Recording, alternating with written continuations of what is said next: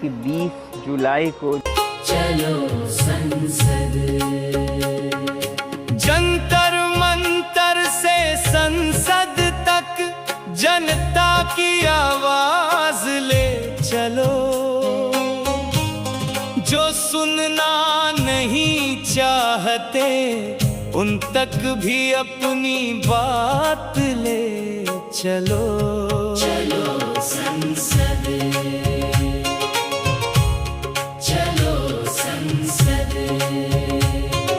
सोनम वांगचुक अकेले नहीं, हर जागता ज़मीर साथ चले।